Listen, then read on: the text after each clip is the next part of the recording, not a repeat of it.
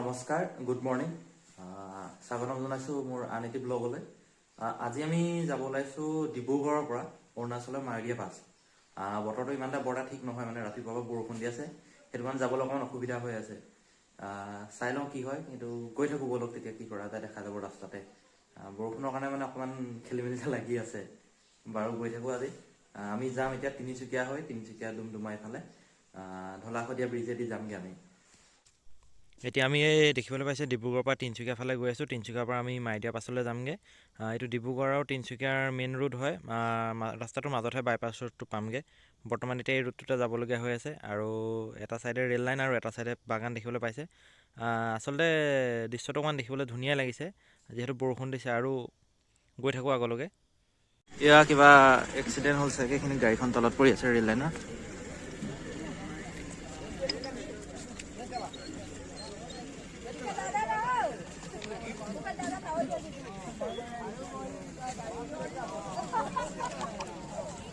কিবা rail accident, ৰেলে কাটিলে নেকি সম্ভৱ, ভালকৈ জনা নাই।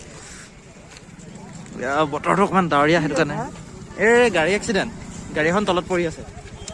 তাকে আকৌ গৈ থাকোঁ, এতিয়া বৰষুণ দি আছে, দেৰি হ'ব নহ'লে আমাৰ।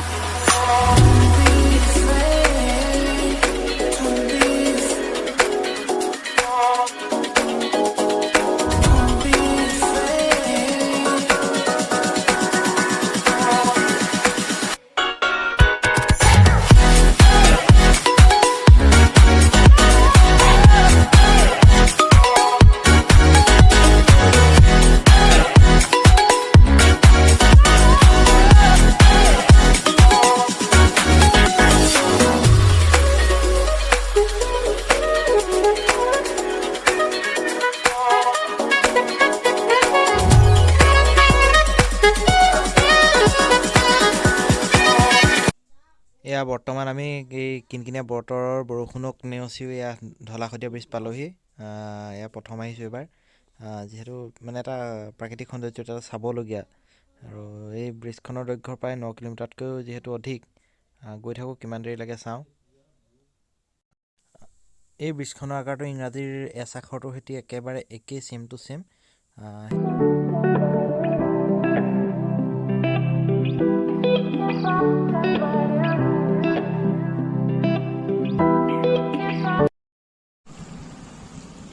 এয়া বৰ্তমান আমি পালোহি শান্তিপুৰ।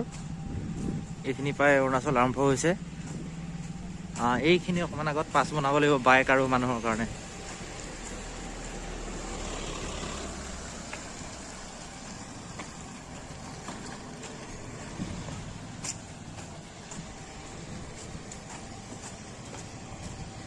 এইফালে ইয়াত পাছ বনাব পাৰি। ইয়াত এতিয়া পাছ বনোৱা হৈ গ'ল। বাইকৰ 20 টকাকৈ লৈছে আৰু মানুহৰো 20 টকাকৈ।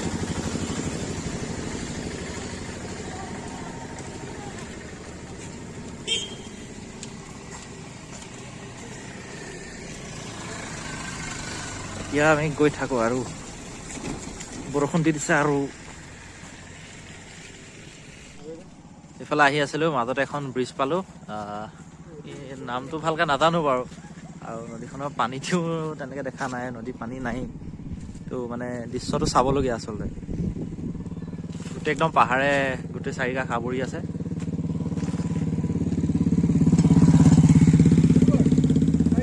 এইখন দেওপানী ব্ৰিজ বুলি কয়। দেওপানী পালোহি আমি। এইফালে তেলি লেক, এইটো তেলি লেক ৱাইল্ড লাইফ বুলি কয়। গতিকে ইয়াতে পাছ বনাব লাগিব। তাৰপৰা পাছ বনাই আকৌ আগত যাব লাগিব। এইটো ৱাইল্ড লাইফ, এটা হয় ৱাইল্ড লাইফ চেঞ্চুৰী বুলি কৈছে ইয়াত কোৱা মতে।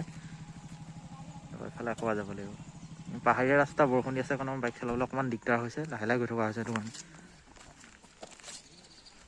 এতিয়া গৈ আছোঁ, একদম ৰাস্তাটো সৰু।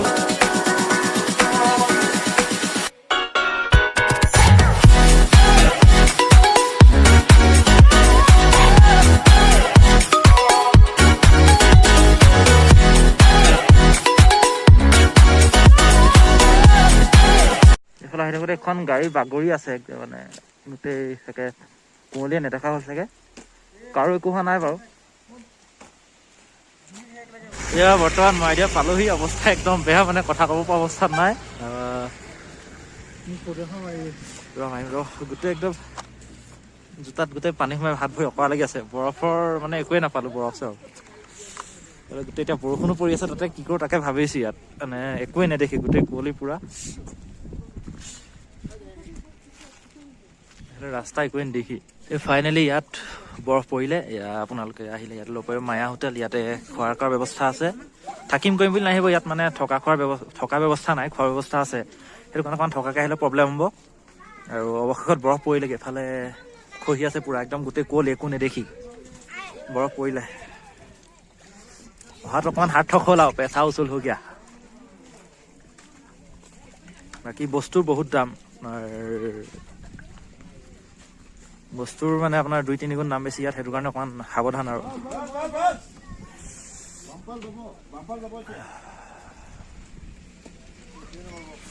উপায় নাই, গোটেই হাত কঁপিছে বৰফত।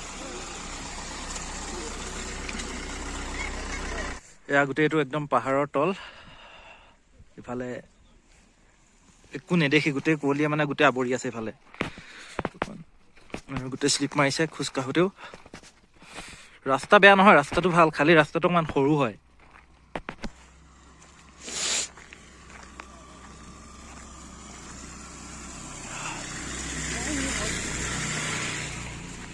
অকমান আগলৈ গৈ থাকো বলক।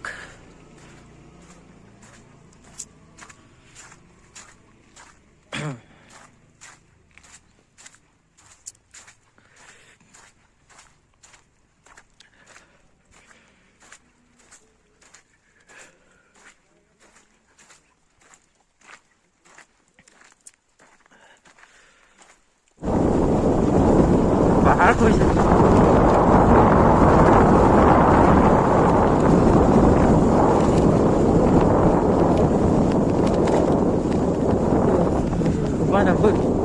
এতিয়া 3 কিলোমিটাৰমান আহিছোঁ, মানে বেছি স্পীড যাব পৰা নাই, তাতে কুঁৱলী দেখিবলৈ পাইছে চাগে।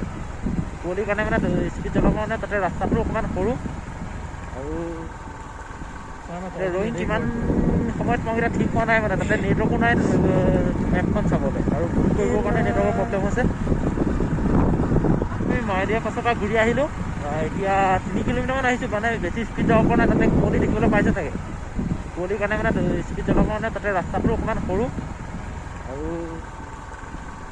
ৰয়িং কিমান সময়ত মই এতিয়া ঠিক হোৱা নাই, মানে তাতে নেটৱৰ্কো নাই মেপখন চাবলৈ, আৰু ফোন কৰিবৰ কাৰণে নেটৱৰ্কৰ প্ৰব্লেম হৈছে।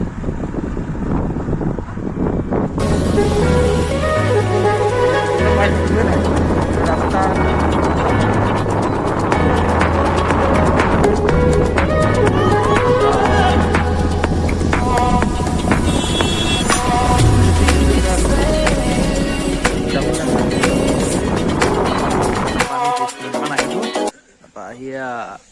মেগী খাবৰ কাৰণে ৰখিলোঁ পাহাৰত। মেগী খোৱা মজাটো বেলেগ। এয়া যাওক, তাৰপৰা এয়া আকৌ যাবলৈ ল'লোৱে আৰু দাদা।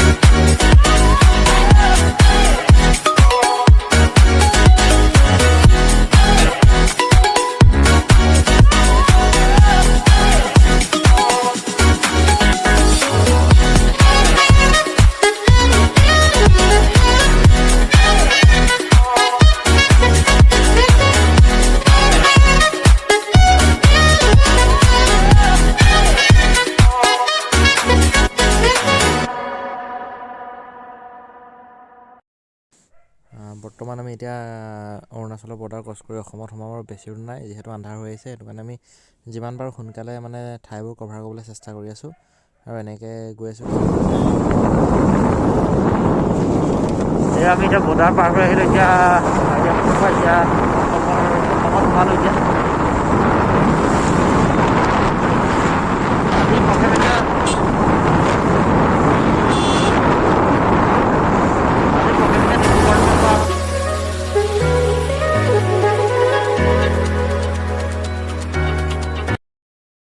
এয়া বৰ্তমান আমি আহি এতিয়া ভূপেন হাজৰিকা সেতুত পালোহি। আন্ধাৰে হ'ল এতিয়া। ইয়াত বিশেষকৈ মানে লাইটৰ সুবিধা নাই কাৰণে অকণমান দেখুৱাবলৈ দিগদাৰ হৈছে। এয়া আজি আমাৰ দ্বিতীয়টো দিন। এয়া ডিব্ৰুগড়ৰ ফেৰীঘাট। ডিব্ৰুগড়ৰ ডিব্ৰুগড় টাউনৰ একেবাৰে কাষতে লাগি আছে। 500 মিটাৰমান হ'ব। একদম পূৰা বাহিৰৰ দেশৰ ফিল্টাৰ দি দিয়ে এইখিনিত।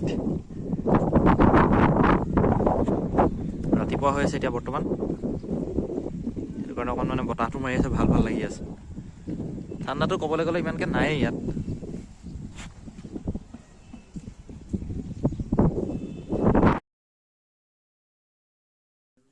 এতিয়া বৰ্তমান আমি যাবলৈ ওলাইছোঁ গোলাঘাটলৈ, যিহেতু গোলাঘাটতে ঘৰ।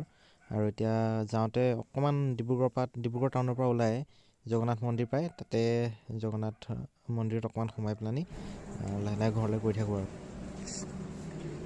এয়া বৰ্তমান পৰিৱেশটো ভাল হৈ থাকে, মানুহ কম থাকে।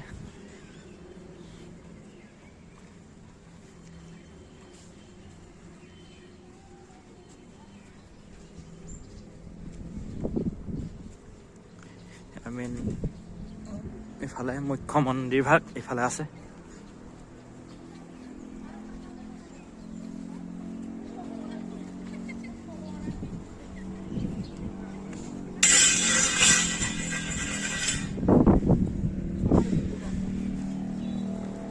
এটা শান্তিময় পৰিৱেশ বিৰাজমান কৰিছে।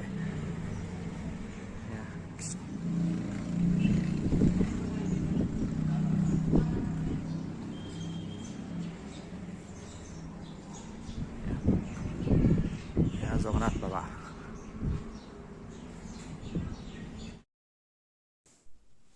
এয়া আপোনালোকে সোঁফালে দেখিবলৈ পাইছে, সেইটো শিৱসাগৰ ৰংঘৰ, ঐতিহ্য প্ৰসিদ্ধ। ইয়াত এতিয়া সোমাবলৈ মানে অকণমান দেৰি হৈছে, যিহেতু অকণমান যাত্ৰাটো দীঘলীয়া। পিছত আকৌ যেতিয়া সময় মিলাই আহিম তেতিয়া আকৌ দেখাম আপোনালোকক।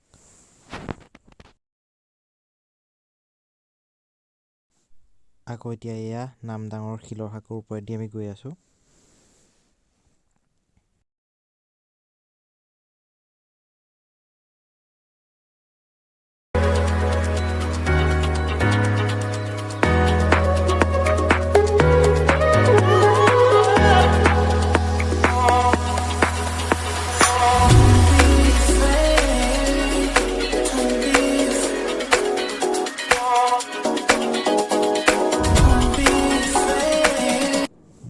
এতিয়া আমি ঘৰৰ ওচৰ পালোহি। ভিডিঅ'টো এইখিনিতে খতম কৰোঁ।